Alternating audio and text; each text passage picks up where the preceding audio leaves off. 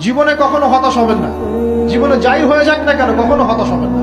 মনে রাখবেন আল্লাহ আপনার রব, আল্লাহ আপনার সাথে আছেন ইনশাআল্লাহ। এই সমাজ আপনাকে যেভাবে শেখায়, কিভাবে শেখায়, এই যে স্কুল, কলেজ, ইউনিভার্সিটি, চাকরি, বিয়ে, সন্তান প্রতিপালন, আর তারপর ইন্না লিল্লাহি ওয়া ইন্না ইলাইহি রাজিউন, এই তো শেখায় নাকি? সবসময় মনে রাখবেন যে আল্লাহ রাব্বুল আলামিনের পরিকল্পনাই আপনার উপরে সবচেয়ে বেশি অগ্রাধিকার যোগ্য, সমাজের পরিকল্পনা নয়। পরিবার আপনাকে চাপ দিচ্ছে, চাকরি পাস না, পড়াশোনা করিস না, হ্যাঁ পড়াশোনায় কেন তুই 80 নম্বর পাইলি না, কেন চান্স পেলি না, কবে চাকরি পাবি, কবে আমাদেরকে দেখবি, খাওয়াবি, পড়াবি, এই যে চাপগুলো চারপাশ থেকে আসে কিনা, এতে করে অনেক যুবক দেখা যায় মাদকাসক্ত হয়, অনেকে দেখা যায় আত্মহত্যা করছে, ইদানিং করছে কিনা ভাই? এই শব্দটা থেকে আমি এই পয়েন্টটা আজকে লিখেছিলাম যে ভুলেও আল্লাহর প্রতি বিশ্বাস এবং তাওয়াক্কুল হারাবেন না। সমাজ যেভাবে শেখায়, সমাজ চারপাশে যে চাপ আপনাকে দিচ্ছে, এই চাপে নিজে গা ভাসিয়ে দিবেন না। আপনি আল্লাহর কাছে দোয়া করবেন, আল্লাহর কাছে পথ চেয়ে নিবেন এবং আল্লাহর প্রতি তাওয়াক্কুল ভরসা করবেন। কখনো আত্মহত্যার পথ বেছে নিবেন। মানসিকভাবে শান্তি নেই আমাদের মধ্যে। খেয়াল করে দেখবেন সারা দিন দুশ্চিন্তা, দুর্ভাবনা, পেরেশানি। নামাজে আসি তাও মনে হয় যত তাড়াতাড়ি নামাজ শেষ করতে পারলে বাস। ছেড়ে দেওয়ার মধ্যে সুখ আছে। মনে করেন কেউ আপনি গালি দিয়েছে, তো আপনি অনেস্ট, তারপরেও আল্লাহর সন্তুষ্টির জন্য ছেড়ে দিলে, আচ্ছা ছাড়, কিছু দিয়েছে বা ওকে কিছু বললাম না, ছেড়ে দিলাম। এই ছেড়ে দেওয়ার মধ্যে যে এত সুখ, এটা আপনি বুঝতে পারতেন। ইউসুফ আলাইহিস সালামের ভাইরা কুয়াতে ফেলে দিয়েছিল না?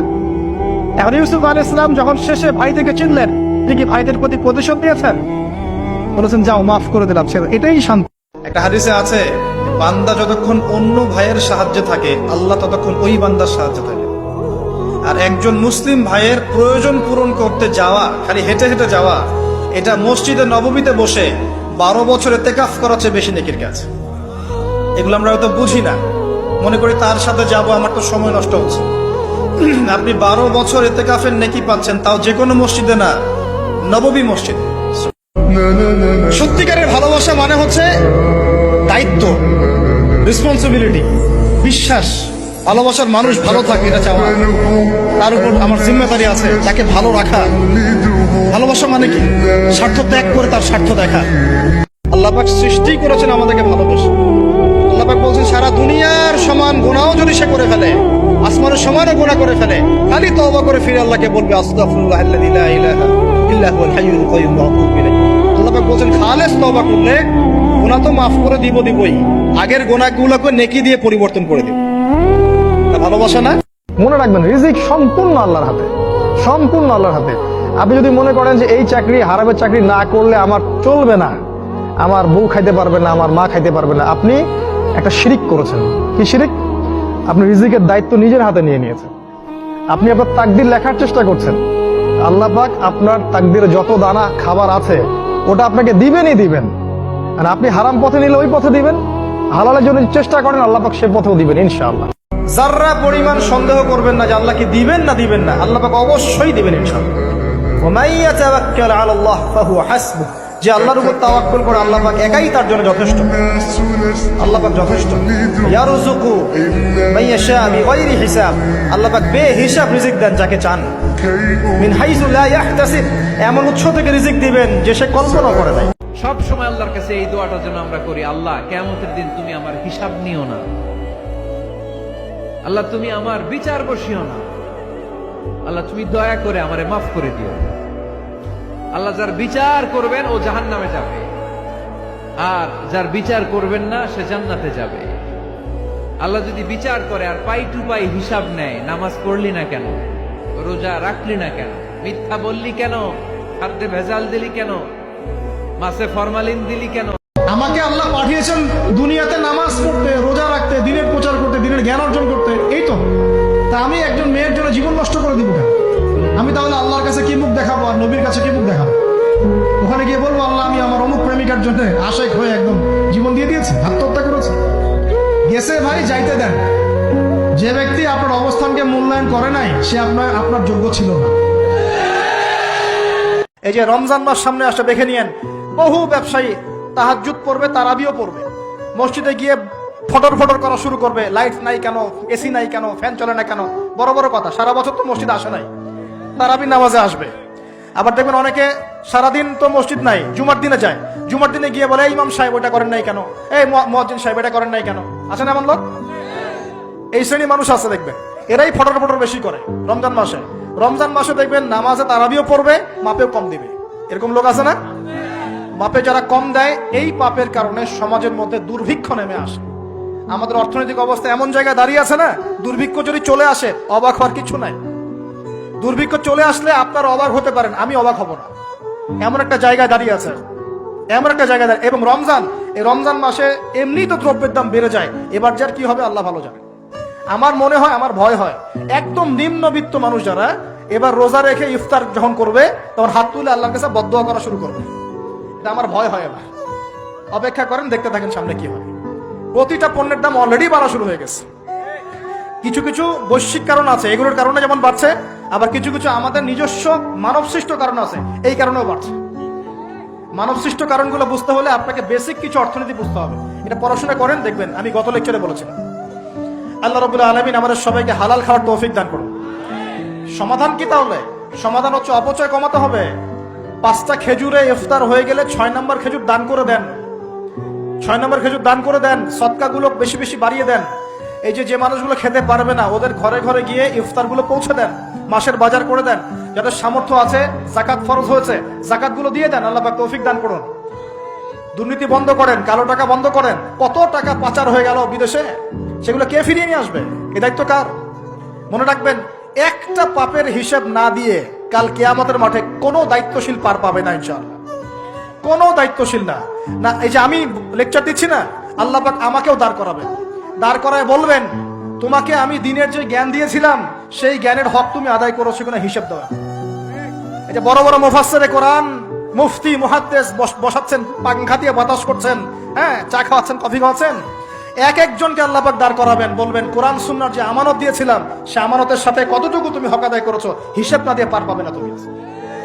ফাইসলামি মনে করেছেন নাকি দিনকে? ঠিক একই ভাবে সমাজের, রাষ্ট্রের দায়িত্ব আল্লাহ পাক যাদেরকে দিয়েছেন, এক একজন ব্যক্তিকে আল্লাহ পাক দাঁড় করাবেন। দাঁড় করে জিজ্ঞাসা করবেন, কোন কোন জনগণের কোন কোন হক তুমি নষ্ট করেছো, কার কার হক দিয়েছো, কার কার দাও নাই, সবার সামনে হিসাব দাও, তারপর জান্নাতে যেতে পারবে। এত সহজ না। আমি ওমরের নামে আল্লাহর কাছে নালিশ করব। কি নালিশ করবে? যে ওমরের আমলে আমি না খেয়ে আছি, আমার সন্তান না খেয়ে আছে। কথা বুঝতে পারছেন? এই কথা শোনার সাথে সাথে ওমর রাদিয়াল্লাহু আনহুর মানে বুকে আল্লাহ পাকের ভয় চলে আসলো, হৃদয় প্রকম্পিত হলো। প্রকম্পিত হওয়ার পর তিনি নিজে চলে গেলেন মদিনায়, যেটাকে বলি আমরা বাইতুল মাল, মানে রাষ্ট্রীয় সম্পদ যেখানে থাকতো ওটাকে বাইতুল মাল বলা হতো।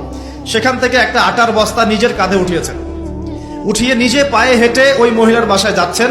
তার পাশে থাকা একজন সাহাবী, তিনি বলছেন, তার নাম আসলাম রাদিয়াল্লাহু আনহু, তিনি বলছেন যে ইয়া আমিরুল মুমিনিন, হে আমিরুল মুমিনিন, আমাকে দিন, আনা আহমিলুক, আমি এটাকে বহন করে নিয়ে যাই। আপনি চলেন সাথে, সমস্যা নেই, আমি বহন করে নিয়ে যাই অ্যাটলিস্ট। তখন ওমর রাদিয়াল্লাহু আনহু বলছেন, দিলের কান দিয়ে শোনেন কথাগুলো। ওমর রাদিয়াল্লাহু আনহু বলছেন, হাল আনতা তাহমিলু উযরি ইয়াউমাল কিয়ামা, তুমি কি কিয়ামতের মাঠে আমার পাপের বোঝা বহন করবে?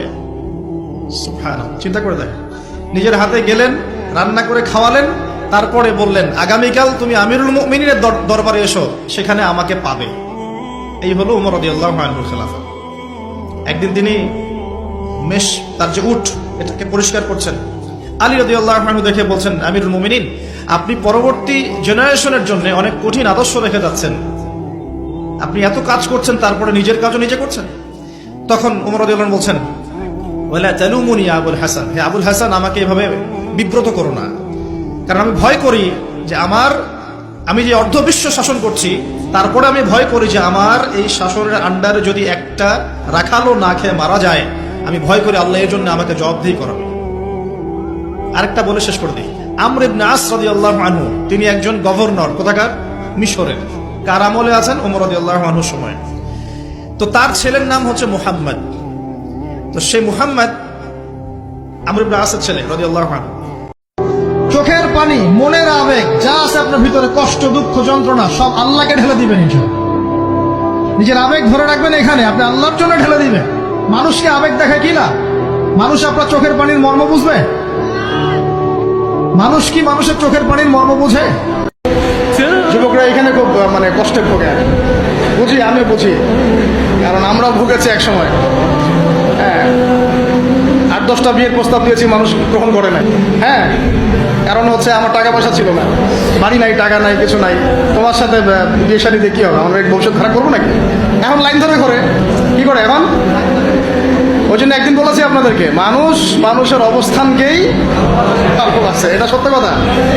আপনার অবস্থান যদি এখন ভালো হয় না, দেখবেন আপনার পিছনে মেয়ের বাপের অভাব নাই। আর আপনার তো এখন চাকরি বাকরি নাই, জমি জমা নাই, হ্যাঁ, আপনার টাকা পয়সা কম, আপনি দৌড়ান মানুষের পিছনে, আপনাকে পাত্তা দিবে না।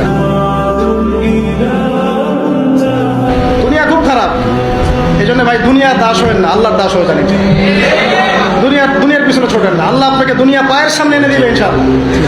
আপনি আল্লাহর হয়ে যান, দুনিয়া আল্লাহ পাক আপনাকে পায়ের সামনে এনে দিবে ইনশাআল্লাহ। তখন দুনিয়ার প্রতি আপনার মোহ কাজ করবে, সিরিয়াসলি বলছি, মোহ কাজ করবে না।